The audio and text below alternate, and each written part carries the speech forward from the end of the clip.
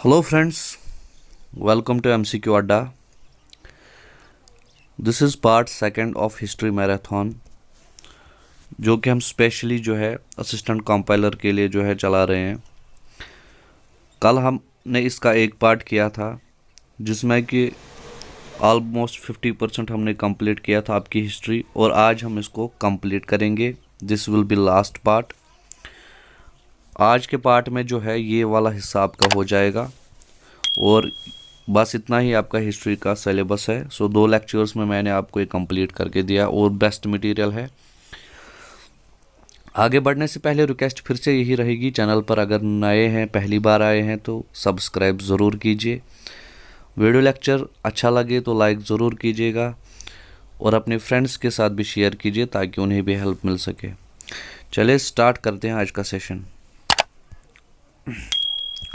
देखिए, rise of Muslim league. Initial years में क्या था कि मुस्लिम्स के जो कि लीडर्स थे वो 2 टाइप के थे। एक थे उलेमा मीन्स जिनको रिलीजियस एजुकेशन थी, और उलेमा जो थे ये अगेंस्ट ब्रिटिश पावर थे। क्योंकि ये चाहते थे कि ब्रिटिश की डोमिनेशन यहाँ पे नहीं रहे, क्योंकि इस्लाम को ख़तरा है फिर फैलने में। ठीक है।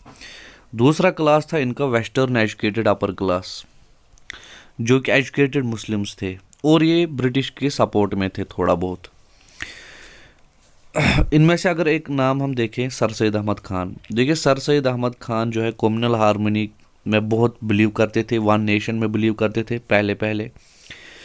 लेकिन सेकंड हाफ में उन्होंने सपोर्ट करना स्टार्ट किया ब्रिटिश का, क्योंकि इन्हें दिखा कि मुस्लिम कम्युनिटी के पास सिर्फ एक ही अल्टरनेटिव है अगर उनको पॉलिटिकल पावर चाहिए, अगर उन्हें भी बेनिफिट्स चाहिए, क्योंकि हिंदू मेजॉरिटी में थे। ठीक है। और इन्होंने जो अपोज भी किया था इंडियन नेशनल कांग्रेस बनाने में 1885 में, इन्होंने बोला कि एक हिंदू ऑर्गेनाइजेशन है, इसमें मुस्लिम्स के लिए कुछ नहीं है। सो इसके बाद क्या हुआ कि ब्रिटिश जो थे, जब ये एक तरह से एक कम्युनलिज्म फैल रहा था कि मुस्लिम्स माइनॉरिटी फील कर रहे थे और वो सपोर्ट नहीं कर रहे थे। सो इसमें क्या हुआ कि ब्रिटिश ने ग्रोथ दी इस कम्युनलिज्म को, क्योंकि उनको भी पता था कि हिंदूज वो मेजॉरिटी में है, और अगर हम डिवाइड एंड रूल पॉलिसी इसमें अप्लाई करेंगे तो शायद हम कामयाब हो जाएंगे। ठीक है। मिडिल 19th सेंचुरी में ये मुस्लिम सेपरेटिस्ट मूवमेंट स्टार्ट हुई। स्टार्ट कैसे हुई कि कुछ मुस्लिम इंटेलेक्चुअल्स को लगा, जब उन्होंने देखा कि हिंदूज अटेन कर रहे हैं वेस्टर्न एजुकेशन और उन्हें बेनिफिट्स मिल रहे हैं, जॉब्स मिल रहे हैं, तो उन्होंने भी वेस्टर्न एजुकेशन को प्रायोरिटी दी मुस्लिम्स में। और उन्हें लगा कि देखिए, ये एक सोच थी कि ब्रिटिश वो इंडियंस को तैयार कर रहे हैं लीडर बनने के लिए। सो उन्होंने देखा कि हिंदूज जो हिंदूज़ हैं वो वेस्टर्न एजुकेशन को प्रायोरिटी दे रहे हैं, सो मुस्लिम्स को भी देनी चाहिए, तो उन्होंने वेस्टर्न एजुकेशन की तरफ मुंह फोड़ दिया। ठीक। उसके बाद क्या हुआ, अलीगढ़ मूवमेंट स्टार्ट हुई। ठीक। और इस अलीगढ़ मूवमेंट में इसमें पूरा ये चीज़ चला कि मुस्लिम्स के बेनिफिट्स के लिए काम किए गए, उनके इंटरेस्ट्स के लिए काम किए गए, वेस्टर्न एजुकेशन को तरजीह दी गई। और उसके बाद क्या हुआ कि 13 दिसंबर 1906 में AIML बनी, ऑल इंडियन मुस्लिम लीग। बनाई किसने? के सलीमुल्लाह और आगा खान ने ढाका में बनाई, और ये पहली पॉलिटिकल पार्टी थी मुस्लिम्स की। ये एक पैन इंडिया प्लेटफॉर्म बना रेडिकल मुस्लिम्स के लिए। ठीक है। इसको सपोर्ट वो ब्रिटिश करती रही, क्योंकि ब्रिटिश भी चाहती थी कि ये चाहती थी कि सारा पावर कांग्रेस के पास ना रहे, तो क्योंकि वो भारी पड़ रहा था उन पे। सो जो भी डिमांड्स मुस्लिम लीग करती थी, ब्रिटिश गवर्नमेंट बिल्कुल प्रोएक्टिव रही। और मॉर्ली मिंटो रिफॉर्म्स जो आए 1909 में, उसमें इनको सेपरेट इलेक्टोरल्स दिए गए। ठीक है। 1913 में फिर क्या हुआ, सो ये तो आपने देखा कि रीज़न क्या था इस पार्टी के बनने का, मेनली बैकग्राउंड क्या था। उसके बाद अली मोहम्मद जिन्ना उन्होंने 1913 में इसको ज्वाइन किया। लखनऊ पैक्ट भी आया 1916 में। ट्राई किया गया कि मुस्लिम लीग को जो है वो क्लोज लाया जाए कांग्रेस के साथ, लेकिन ये उतना नहीं चल पाया, सो ये फेल हो गया। सो ये तो था मुस्लिम लीग के बारे में। इसके बाद आपने जो है डायरेक्टली पढ़नी है खिलाफत एंड नॉन कोऑपरेशन, लेकिन क्योंकि आपके सिलेबस में जो है इम्पॉर्टेंट डेट्स लिखा गया है, तो मैं थोड़ा सा डेट्स बीच बीच में आएंगे, मैं उनको भी डिस्कस करूंगा। देखिए 1911 में कैंसिल हुआ पार्टीशन ऑफ बंगाल, आपने सिर्फ डेट्स याद रखने हैं। 1913 में गदर मूवमेंट स्टार्ट हुई लाला हरदयाल और आर एन पुरी की तरफ से यूएसए में, हेडक्वार्टर था सैन फ्रांसिस्को। 1916 में मैंने आपको बोला लखनऊ पैक्ट हुआ आईएनसी और मुस्लिम लीग के बीच, और इसी लखनऊ पैक्ट में जो है एक्सट्रीमिस्ट्स वापस भी आए कांग्रेस में। ये फोर्ट्स थे एनी बेसेंट के। उसके बाद 1916 से 17 में जो है home rule league movement start हुई, 2 जगह स्टार्ट हुई, एक तो तिलक ने की, एक एनी बेसेंट ने की। तिलक ने पूना में स्टार्ट की और एनी बेसेंट ने मद्रास में, ठीक है। इसके बाद इम्पॉर्टेंट जो हुआ कि 9 जनवरी 1915 को गांधी जी वापस आए इंडिया, ठीक। इसके बाद राउलेट एक्ट आया 1919, जो कि जिसको हम काला कानून कहते हैं, ब्लैक लॉ। 18 मार्च 1919 डेट याद रखिएगा। एक्ट के बारे में आपने जानना ज़रूरी नहीं है क्योंकि आपके सिलेबस में ये नहीं है, लेकिन डेट याद रखिएगा। और 13 अप्रैल 1919 को जो है जलियांवाला बाग मैसेकर हुआ। बैसाखी का दिन था। जनरल डायर ने ऑर्डर दिया डायरेक्टली फायरिंग पे, और 2000 से ऊपर पीपल जो है उसमें मारे गए, ठीक है। एक खौफ और दहशत पैदा करने के लिए ये किया गया था। अब देखिए ये आपके सिलेबस में है नॉन कोऑपरेशन एंड खिलाफत, इसके बारे में हम पूरा पढ़ेंगे। देखिए स्टार्ट कैसे हुआ खिलाफत, पहले खिलाफत स्टार्ट हुई और इसी के साथ नॉन कोऑपरेशन फिर स्टार्ट हुई। खिलाफत कैसे स्टार्ट हुई? देखिए ओटोमन एम्पायर था जो कि आज तुर्की है, वहाँ पे हेड था खलीफ एक सुप्रीम सुन्नी था जिसको ऑल ओवर वर्ल्ड के जो सुन्नीस थे वो मानते थे। हुआ क्या कि इस खलीफ को डिफीट किया गया फर्स्ट वर्ल्ड वार में, किन से? ब्रिटेन और एलाइज से, ठीक है। और एक ट्रीटी ऑफ सर्विस जो है 1919 में बनाई गई, जो एक बहुत ह्यूमिलेटिंग था मुस्लिम्स के लिए, और खलीफ को रिमूव किया गया। वहाँ पे नई गवर्नमेंट बनाई गई जो कि प्रो वेस्ट नेशनलिस्ट गवर्नमेंट थी, हेड किया था मुस्तफ़ा कमाल ने। लेकिन इंडिया में क्या हुआ? देखिए इंडिया में मुस्लिम्स जो है सारे अगेंस्ट ब्रिटिश हो गए, क्योंकि इन्होंने ब्रिटिश की हेल्प की थी वार में, और ये बोला था कि जो खलीफ हो उसको ट्रीट किया जाएगा वेल, इवन अगर वो वर्ल्ड वार में हारता भी है। लेकिन इस वादे पे ब्रिटिश कायम नहीं रही, ठीक है। और एक लहर सी जो है उठी इंडिया में, मुस्लिम्स अपोजिट हो गए ब्रिटिश के।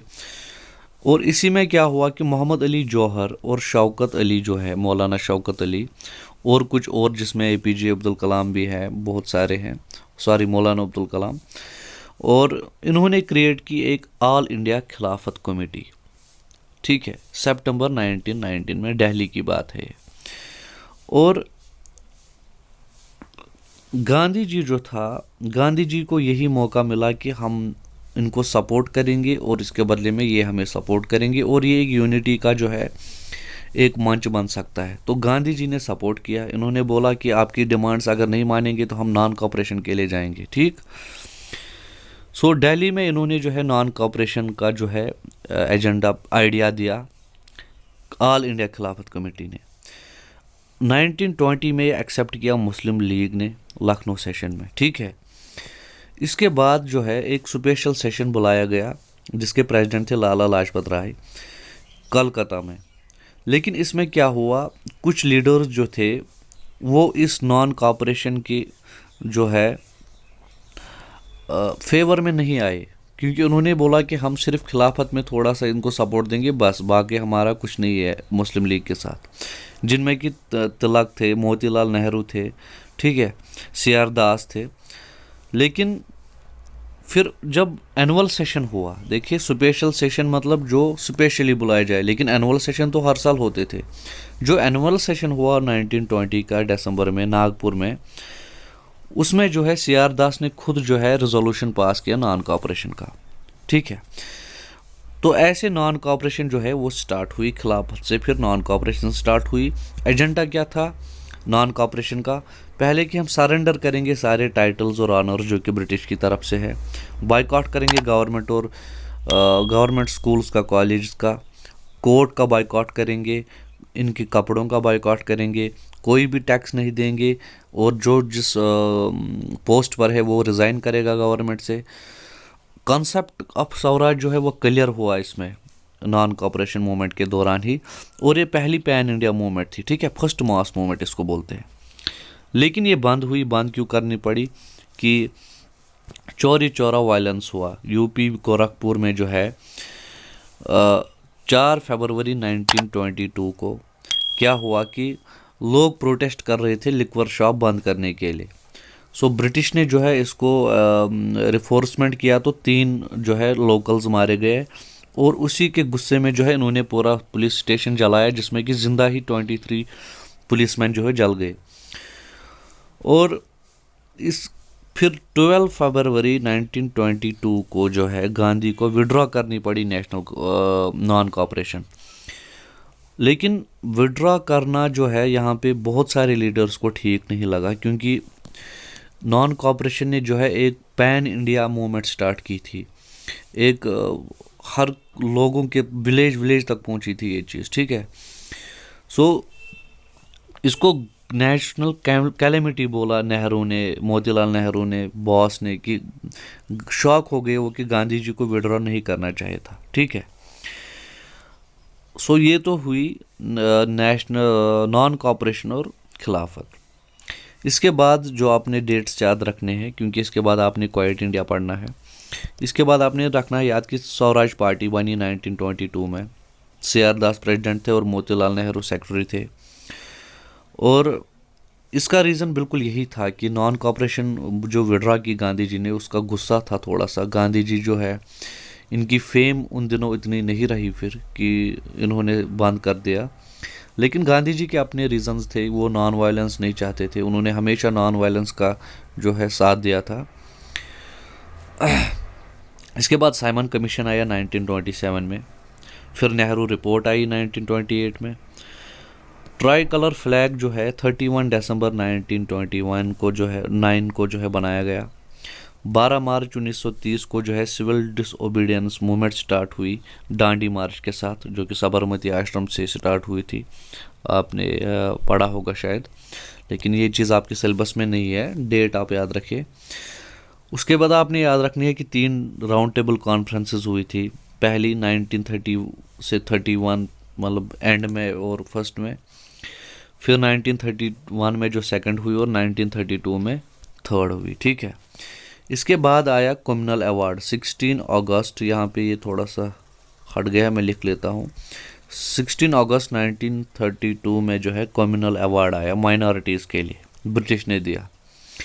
ये कम्युनल अवार्ड था क्या कि माइनॉरिटीज़ की सीट्स को डबल किया गया, सेपरेट इलेक्टोरेट्स दिए गए और वेटेज दिया गया इनको माइनर एरियाज़ में। लेकिन ऑब्जेक्शन की गांधी ने, उन्होंने बोला कि जो ये डिप्रेस्ड क्लास है, ये पार्ट ऑफ जो है हमारा है, ये हमारी हिंदू सोसाइटी का एक पार्ट है, इन्हें अलग नज़रिए से नहीं देखना चाहिए। और उन्होंने फास्ट किया अनटू डेथ, जो कि फिर एंड हुआ फास्ट कहाँ पे, जब पूना पैक्ट हुआ गांधी और अंबेडकर के बीच में 1932 25 सितंबर डेट है, ठीक है।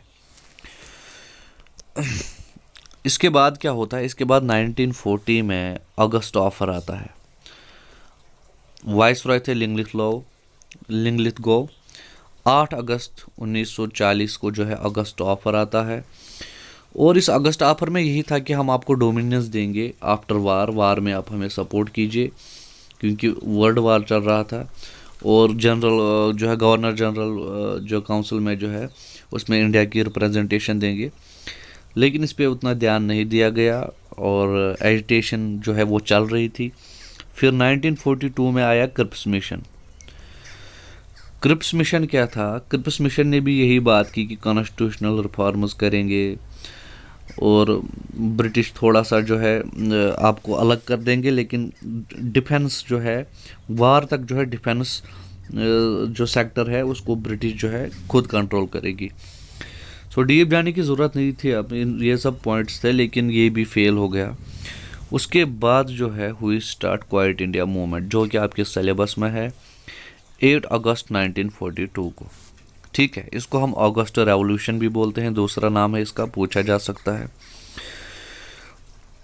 कांग्रेस वर्किंग कमेटी जो है वो वर्धा में मिली और 14 जुलाई 1942 को जो है ये आइडिया एक्सेप्ट किया गया कि क्वाइट इंडिया मूवमेंट जो है स्टार्ट करेंगे। और फिर ऑल इंडिया कांग्रेस कमेटी मिली बॉम्बे में और ये रेजोल्यूशन पास किया गया। इसी में एक नारा डू और डाई, बहुत ही फेमस नारा था ये गांधी जी का। लेकिन जैसे ही ये लॉन्च होती ऑफिशियली, तो उससे पहले ही ब्रिटिश ने जो है सभी टॉप लीडर्स को अरेस्ट कर लिया। ठीक है, लेकिन पैरेलल गवर्नमेंट्स जो है वो इस क्वाइट इंडिया मूवमेंट में बनाई गई थी, अलग अलग एरियाज़ में छोटी छोटी गवर्नमेंट्स, फार फ्लंग एरियाज़ में। सो ये एक बेनिफिट था इसका कि अगर टॉप लीडर्स जो है उनको अरेस्ट भी किया गया, लेकिन मूवमेंट जो है वो चलती रही। ठीक है, दूसरी चीज़ क्या हुई इस क्वाइट इंडिया मूवमेंट में कि टैक्स बंद किया गया, बिल्कुल टैक्स दिया ही नहीं गया। नो टैक्स मूवमेंट स्टार्ट हुई, चाहे खेड़ा में चाहे बारोदली में। ठीक है, सो ये क्वाइट इंडिया मूवमेंट जो है ये चलती रही। लीडर्स अंडरग्राउंड थे कुछ, ऑल इंडिया कांग्रेस रेडियो चल रहा था, ब्रिटिश क्रश करने की कोशिश कर रही थी, लेकिन ये चल रही थी। ठीक है, फिर 1945 में जो है CR फार्मूला आया, राजा गोपालचारी का फार्मूला, या इसको राजा फार्मूला भी बोलते हैं। सो इसमें था यही कि हम जो है प्लेबिसाइड करवाएंगे नॉर्थ वेस्ट ईस्ट डिस्ट्रिक्ट्स का। लेकिन इसमें क्या हुआ कि इसमें अली मोहम्मद जिन्ना ने नहीं माना। उन्होंने बोला कि हमें सेपरेट चाहिए, हमें जो है 2 नेशन थ्योरी हमें चाहिए, हमें पाकिस्तान चाहिए। और जो कि सावरकर ने जो है उसको रिजेक्ट कर दिया। सो ये चीज़ें चलती रही और 1945 में जो है शिमला कॉन्फ्रेंस हुई। वाइसरॉय था वेवल, लेकिन शिमला कॉन्फ्रेंस में जो है जिन्ना ने रिजेक्ट कर दिया। ठीक है, इसने ये बोला था इसमें वेवल ने कि जो इंडियंस है उनको एग्जीक्यूटिव में काउंसिल में जगह दी जाएगी, एक्सेप्ट वाइसरॉय, और जो है होगा वो ब्रिटिश का होगा और कमांडर इन चीफ, बाकी जो है वो इंडियंस रहेंगे। लेकिन इसको जिन्ना ने रिजेक्ट किया, क्योंकि जिन्ना का एक अलग सिस्टम था, वो चाहते थे पाकिस्तान। और ब्रिटिश जो था तब तक, ब्रिटिश क्योंकि मेजॉरिटी जो थी वो हिंदूज की थी। अगर फॉर एग्जांपल एग्जीक्यूटिव काउंसिल बनता भी, मान लीजिए, तो एग्जीक्यूटिव काउंसिल में जिन्ना की कितनी मेजॉरिटी आती, बहुत कम, राइट। सो इसलिए जिन्ना जो है वो कंटिन्यूसली जो है रिजेक्ट कर रहे थे। उसके बाद 1946 में कैबिनेट मिशन आया। कैबिनेट मिशन जब आया, कैबिनेट मिशन को कैबिनेट मिशन क्यों बोलते हैं, क्योंकि इसमें 3 कैबिनेट मिनिस्टर्स आए ब्रिटिश के, एक था लॉरेंस, एक था क्रिप्स, एक था अलेक्जेंडर। इन्होंने जो है रिजेक्ट की 2 नेशन थ्योरी पहले कैबिनेट मिशन ने। ठीक है, और इन्होंने बोला कि जो कॉन्स्टिट्यूएंट असेंबली है वो हम बनाएंगे फ्रॉम प्रोविंशियल लेजिस्लेटिव असेंबलीज से, हम मेंबर्स इलेक्ट करेंगे और जो वो अपने मेंबर्स सिलेक्ट करेंगे वही आएंगे कॉन्स्टिट्यूएंट असेंबली में। ठीक है, तो और 389 मेंबर्स इसमें आएंगे और 3 टायर कॉन्स्टिट्यूशनल स्ट्रक्चर हम बनाएंगे, ये कैबिनेट मिशन ने बोला। ठीक है, इसके बाद क्या हुआ, 1946 में इलेक्शंस हुए, 205 सीट्स जीती कांग्रेस ने आउट ऑफ 210 ब्रिटिश इंडिया की, और 73 सीट्स जीती मुस्लिम लीग ने। लेकिन जैसे ही मुस्लिम लीग ने देखा कि हम तो बिल्कुल माइनॉरिटी में हैं, हमें तो पॉलिटिकल पावर मिलेगा ही नहीं उस हिसाब से, तो 24 जुलाई 1946 को जो है जिन्ना ने विड्रॉ किया कैबिनेट मिशन से। उन्होंने बोला कि हमें जो है ये मंजूर नहीं है, और 16 अगस्त 1946 को जो है डायरेक्ट एक्शन डे होगा। सो मुस्लिम लीग जो थी, देखिए जिन्ना ने इलेक्शन तो लड़ा, जो इन्होंने इलेक्शन लड़ा मुस्लिम लीग ने, जिन्ना ने, लेकिन इन्होंने कैबिनेट मिशन को कभी मंजूरी नहीं दी थी उस हिसाब से। ठीक है, सो इन्होंने क्या बोला, इन्होंने बोला कि हम डायरेक्ट एक्शन डे जो है वो होगा 16 अगस्त 1946, और राइट स्टार्ट कर दिए इंडिया मुस्लिम्स में, और बिल्कुल यहाँ पे दंगा, एक माहौल जो है दंगे का स्टार्ट हुआ। वहाँ से प्रेशर था ब्रिटिश को भी कि यहाँ पे हमें पावर जल्दी से जल्दी जो है इंडिया को देना है, ठीक है, क्योंकि वर्ल्ड में जो है सिचुएशन कुछ डिफरेंट थी। चाइना, यूएसए जो है वो प्रेशराइज कर रहा था ब्रिटिश को कि आप इंडियंस को जो है पावर दे दीजिए। उसके बाद इंटरिम गवर्नमेंट जब बनने लगी 2 सितंबर 1946 को जो है वाइसरॉय ने नेहरू को बोला कि आइए आप गवर्नमेंट बनाइए। प्लान था 14 मेंबर्स का, जिसमें कि 6 कांग्रेस से आते और 5 मुस्लिम लीग से आते और बाकी अलग अलग पार्टी से आते। लेकिन मुस्लिम लीग ने पहले जो है पार्टिसिपेट करने से ही मना कर दिया। फिर जब कांग्रेस ने अपने मेंबर्स भेजे तो मुस्लिम लीग ने भी जो है मेंबर्स भेजे। उसके बाद जो है आता है आपका इंडिपेंडेंस एंड पार्टीशन। देखिए, मुस्लिम लीग को कोई इंटरेस्ट नहीं था कांग्रेस में, ये तो बिल्कुल साफ जाहिर होती थी बात, ब्रिटिश को भी ये चीज़ पता थी। सो जब दिसंबर 1946 में कॉन्स्टिट्यूएंट असेंबली जो बनी थी उसकी मीटिंग हुई तो जिन्ना ने बाइकआउट कर दिया, ठीक है। और जिन्ना का ये कहना था कि ब्रिटिश जो है ये कांग्रेस की ही भी पार्टी है, ठीक है, ये कांग्रेस को जो है बिल्कुल सपोर्ट करते हैं। प्राइम मिनिस्टर तब थे लॉर्ड एटली, इन्होंने कोशिश की कंप्रोमाइज़ करने की लेकिन फेल हो गए, ठीक है। फिर क्या हुआ कि लॉर्ड एटली ने जो है अनाउंस किया कि 10 जून 1948 को जो है ब्रिटिश इंडिया से चला जाएगा, ठीक है, ये चीज़ उन्होंने अनाउंस की। लेकिन लीग जो मुस्लिम लीग है ये कंटिन्यूसली जो है सिविल डिसोबीडियंस मूवमेंट चलाती रही, ताकि प्रेशर जो है वो कांग्रेस पे बना रहे और ये पाकिस्तान एक्सेप्ट करे, 2 नेशन थ्योरी को ये एक्सेप्ट करे। फिर आगे क्या हुआ कि 24 मार्च 1947 को माउंटबेटन बना वाइसरॉय। जैसे ही वाइसरॉय बना तो ये लेके आया माउंटबेटन प्लान जून 3, 1947 को। इसमें क्या था कि 2 डोमिनियंस बनाएंगे, इंडिया और पाकिस्तान, क्योंकि देखिए इन्होंने कोशिश पूरी की थी कि इनके बीच में जो है सुलह कराई जाए, लेकिन जो मुस्लिम लीग थी वो बिल्कुल डट कर रही कि हमें पाकिस्तान चाहिए ही चाहिए। उसके बाद इन्होंने जो है माउंटबेटन प्लान में आया कि एक बाउंड्री कमीशन बनेगा जो कि बाउंड्री तय करेगी, जो कि रेड क्लिफ लाइन है इंडिया और पाकिस्तान के बीच में वो, ठीक है।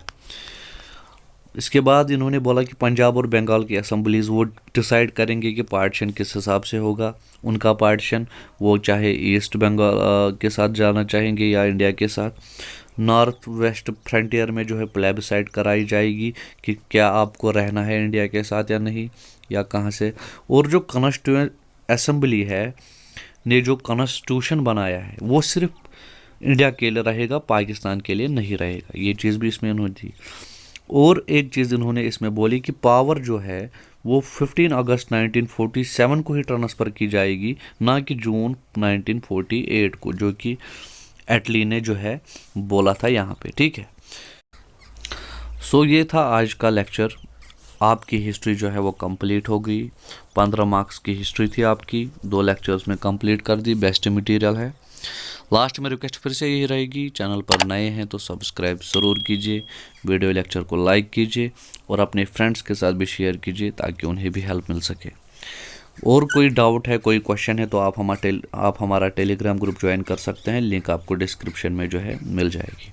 चलिए, थैंक यू वेरी मच।